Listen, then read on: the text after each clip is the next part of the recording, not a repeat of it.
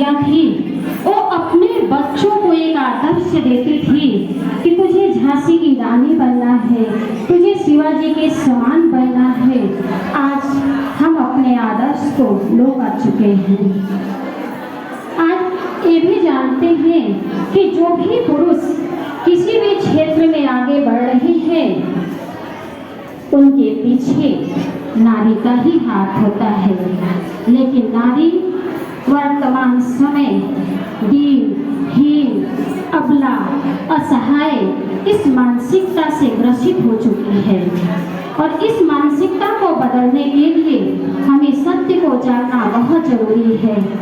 सत्य स्वरूप को पहचानना, अपने नारीत्व को जागृत करना बहुत जरूरी है। जब हम अपने नारीत्व को जागृत करेंगे तभी हम सत्य स्वरूपा बनेंगे, तभी हमारा सम्मान होगा, तभी हमारा महत्व हम समाज में बढ़ेगा। लेकिन आज आप देखिए कि हर क्षेत्र में नारियां आगे बढ़ रही हैं। कानून समाज भी नारी के पक्ष में है। नारी पढ़ाई के क्षेत्र में आगे बढ़ रही है, उसके अनेक चीजों में विकास भी कर रही है नारी। लेकिन आत्म विकास, आत्म जागृति को बहुत कम दिखाई देता है नारियों में, क्योंकि नारियों का रुख भौतिकता की तरफ मुड़ चुका है।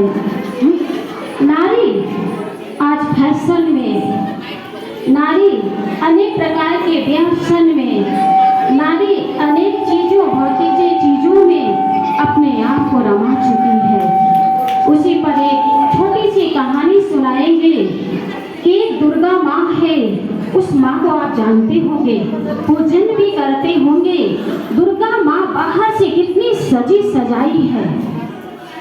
अगर उतनी ही सुंदर एक नारी को हम उतना ही गहनों से सजा दें और एक जगह एक नारी को हम बिठा दें और एक जगह एक दुर्गा माँ को बिठा दें और एक पापी को अगर हम नारी के पास भेजते हैं तो पापी क्या करेगा? पाप करेगा। वही पापी अगर दुर्गा माँ के पास जाएगा तो पाप का इजहार करेगा।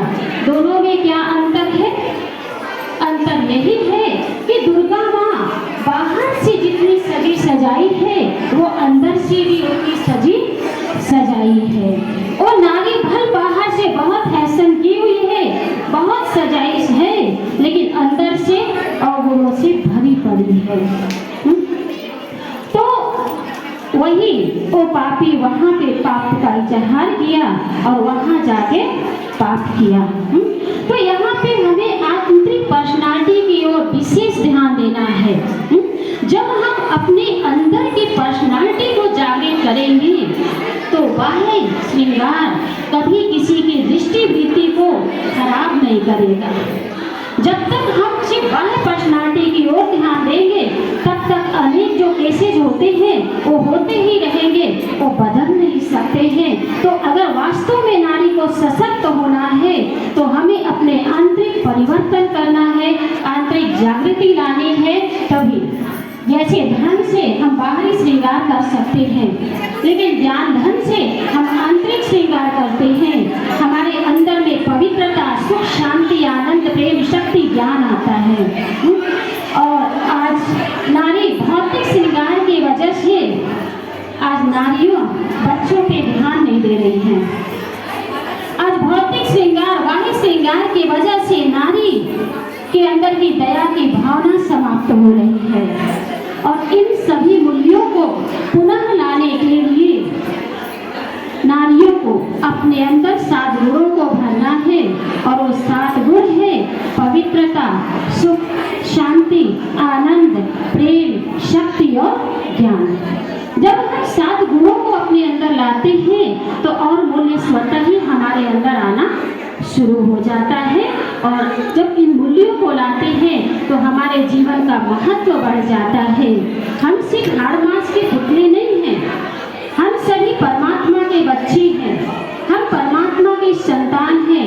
हमारे प्रजापिता ब्रह्मा कुमारी ईश्वरीय विश्वविद्यालय में हमारे जैसी 7,000 बहनें एक सशक्त नारियां समर्पित हैं जो देश और समाज की सेवाएं कर रही हैं। और ये ब्रह्मा कुमारी संस्था महिला सशक्तिकरण का उत्कृष्ट उदाहरण है। आज आप देखेंगे, आप सिर्फ चाची, नानी, काकी, मम्मी ही नहीं हैं, आप परमात्मा के संतान हैं। और अपनी आज नारियों के अंदर देखिए कि मन के जो गुलामी है, सबसे बड़ी गुलामी होती है। मन से हम इतना गुलाम हो गए हैं ना कि कहीं बाहर निकलने की सोचती है कैसे जाएं, लोग क्या कहेंगे। तो हमें सबसे पहले मन की गुलामी को तोड़ना है। जब मन की गुलामी को तोड़ेंगे तब आप एक सशक्त, एक शक्ति स्वरूप प्रत्यक्ष रूप में सामने आएंगे। तब आपका घर में सम्मान बढ़ेगा। जब आपके अंदर ज्ञान गुण शक्तियाँ आएंगी तब आपके पति परिवार आपको सम्मान देंगे। जैसे कहा ही जाता है कि ईंट से ईंट लड़ने से आग निकलती है, लेकिन जल डालो तो शीतल हो जाती है। उसी प्रकार हमें स्वयं से शुरुआत करनी है। हमें किसी की निंदा नहीं करनी है, हमें परिचिंतन नहीं करना है। हमें स्वयं से शुरुआत करके हमें अपने कर्मों को श्रेष्ठ बनाना है। अपने कर्मों को श्रेष्ठ बनाने के लिए कहते हैं ना कि श्रेष्ठ चिंतन चाहिए, और श्रेष्ठ चिंतन के लिए श्रेष्ठ रीति चाहिए। जब हमारी रीति श्रेष्ठ हो जाएगी तब हमें यथार्थ परिचय होगा। और जिन नारी को यह यथार्थ पहचान हो गई वही नारी शक्ति स्वरूपा है। जो नारी यथार्थ पहचान को प्राप्त कर ली वही अपने अंदर के दुर्गुणों को नाश करके वही दुर्गा है। जिनको ये सत्य पहचान हो गई वह ज्ञान गुण शक्तियों को समाहित कर वही सरस्वती है। और जिनको एक ज्ञान की प्राप्ति हो गई वही धन वैभव के प्रतीक नारी लक्ष्मी है। तो हमें अपने स्वरूप को, अपने सम्मान को स्वतः ही बढ़ाना है। समय कम है और इसलिए मैं अपने शब्दों को विराम देना चाहूँगी। बाकी अगर हम लोग इस संस्था में 7 days कोर्स होता है, आप आगे करना चाहेंगे तो निःशुल्क है, किसी प्रकार का शुल्क नहीं लिया जाता है। आप जरूर आएँ, वहाँ आप लोग का स्वागत है। ओम शांति।